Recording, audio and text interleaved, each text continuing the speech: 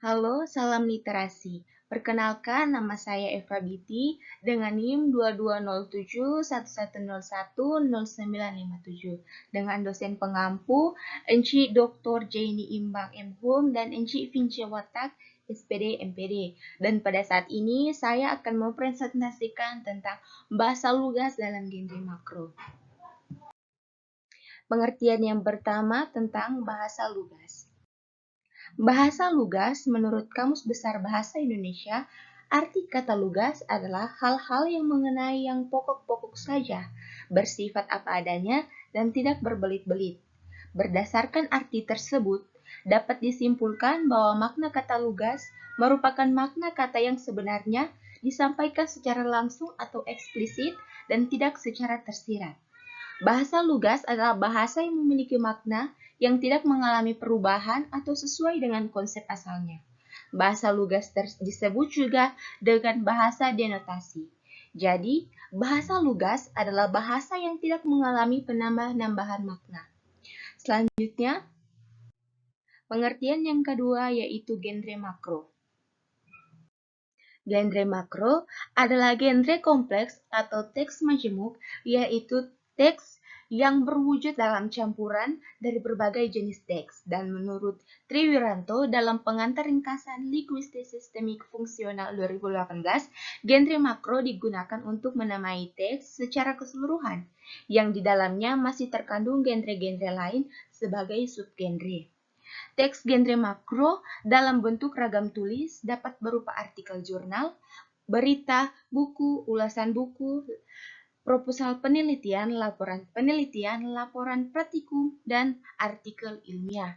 Maka dari itu, struktur teks genre makro berbeda-beda mengikuti jenis teksnya. Ada juga paragraf dan alinea. Paragraf atau alinea adalah suatu bentuk bahasa yang biasanya merupakan hasil penggabungan dari kalimat. Dalam upaya menghimpun beberapa kalimat menjadi paragraf, yang perlu diperhatikan adalah kesatuan dan kepaduan. Kesatuan berarti keseluruhan kalimat dalam paragraf membicarakan satu gagasan atau gagasan tunggal. Dan kepaduan berarti seluruh kalimat dalam paragraf itu kompak saling berkaitan mendukung gagasan tunggal paragraf. Dalam kenyataannya, kadang-kadang kita menemukan alinea yang hanya terdiri atas satu kalimat, dan hal itu memang dimungkinkan. Namun, dalam pembahasan ini, wujud alinea semacam itu dianggap sebagai pengecualian karena di samping bentuknya yang kurang ideal, jika ditinjau dari segi komposisi, alinea semacam itu jarang dipakai dalam tulisan ilmiah. Paragraf diperlukan untuk mengungkapkan ide yang lebih luas dari sudut pandang komposisi. Pembicara tentang paragraf sebenarnya sudah memasuki kawasan wacana atau karangan, sebab formal yang sederhana boleh saja hanya terdiri dari satu paragraf. Jadi, tanpa kemampuan menyusun paragraf, tidak mungkin bagi seseorang mewujudkan sebuah karangan. Selanjutnya, kalimat efektif. Sebuah kalimat dikatakan sebagai kalimat efektif apabila gagasan yang ada di dalamnya dapat diterima oleh pendengar maupun pembicara dengan mudah, jelas, dan lengkap, seperti apa yang dimaksud oleh penulis dan pembicara. Kalimat tersebut tidak mengandung maksud yang lain atau menyimpang. Efektif adalah kalimat yang disusun berdasarkan kaidah-kaidah yang berlaku, seperti unsur-unsur yang penting yang harus dimiliki setiap kalimat, memperhatikan ejaan yang disempurnakan, serta cara memilih kata yang tepat dalam kalimat. Selanjutnya, pemilihan kata atau diksi. Menurut Kamus Besar Bahasa Indonesia, diksi adalah pilihan kata yang tepat dan selaras atau dalam penggunaannya untuk menggunakan gagasan sehingga diperoleh efek tertentu atau seperti yang diharapkan. Dengan kata lain, diksi merupakan pemilihan kata yang tepat untuk mengungkapkan suatu gagasan agar mendapatkan hasil tertentu. Diksi adalah pemilihan kata yang tepat untuk menyampaikan maksud yang diinginkan. Dengan begitu, lawan bicara akan lebih mudah mengerti apa yang kamu sampaikan. Diksi sangat berguna dalam penulisan karya tulis seperti puisi, novel, laporan, dan lain-lain. Tujuan diksi untuk memperoleh keindahan guna menambah daya ekspresivitas. Penyampaian sesuatu Tentunya akan lebih jelas jika kita dapat memilih kata yang tepat dan sesuai. Dan ada beberapa penggunaan atau pemakaian ejaan yang cermat. Yang pertama, penggunaan atau penulisan huruf. Di dalamnya juga terdapat huruf, yaitu huruf adalah sebuah grafen dari suatu sistem tulis yang terdiri dari 26 huruf. Selanjutnya, huruf vokal.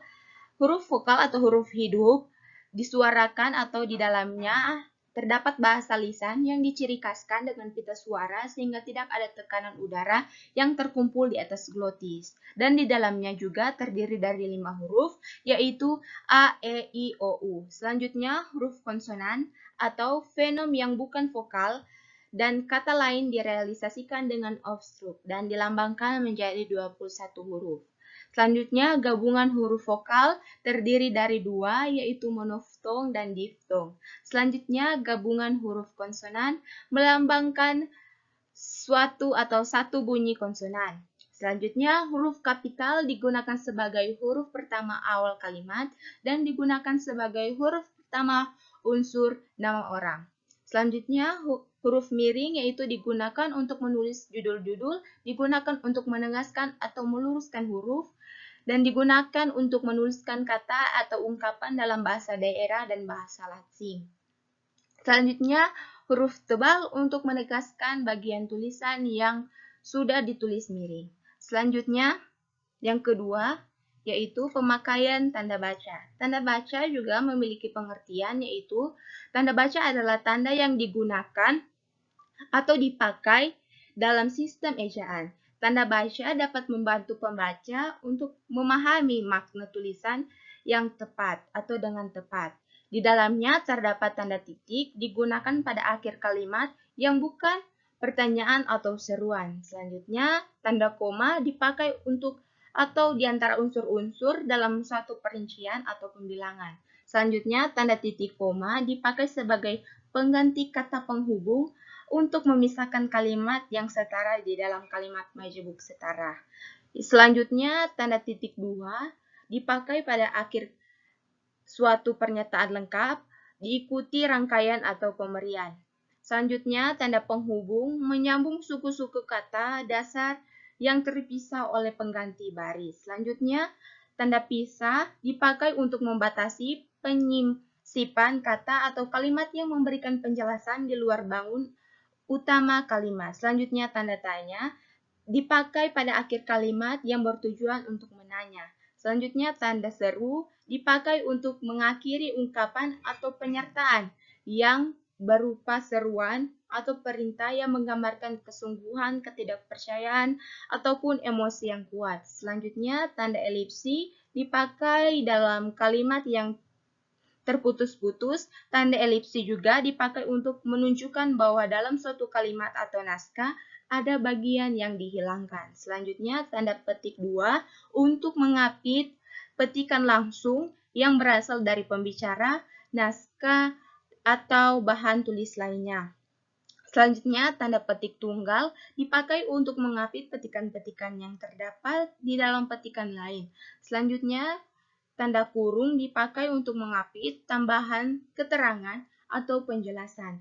Selanjutnya, tanda kurung siku dipakai untuk mengapit huruf, kata, atau kelompok kata sebagai koreksi atau tambahan pada kalimat.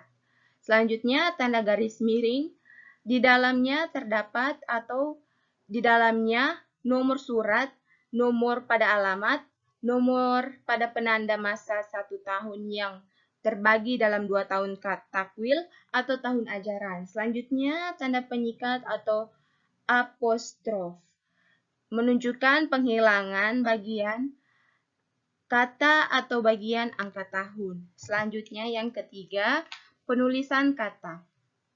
Penulisan kata di dalamnya terdapat kata dasar atau ditulis secara mandiri, kata turunan atau berimpunan, kata gabungan kata, pengenalan kata, kata depan ditulis terpisah dari kata yang mengikutinya, contohnya ke, di, dan dari. Selanjutnya, partika, serangkaian dan kata yang mendahulinya, contohnya lah, kan, dan tah. Selanjutnya, singkatan atau nama orang, gelar, sapaan, atau pangkat diikuti dengan tanda titik di setiap unsur ringkasan itu, dan inisial nama tanpa tanda titik. Angka bilangan, kata ganti contohnya ku, kau, mu, dan nya. Selanjutnya yang terakhir yaitu kata sandang. Dan ada juga yang keempat yaitu penulisan unsur serapan. Unsur serapan menggambarkan perbedaan bahasa atau biasa dikenal dengan unsur bahasa lain. Contohnya adanya bahasa kiasan yang didahului bahasa dari daerah lain. Dan di dalamnya terdapat dua contoh yaitu penggunaan unsur serapan umum dan penggunaan unsur serapan khusus.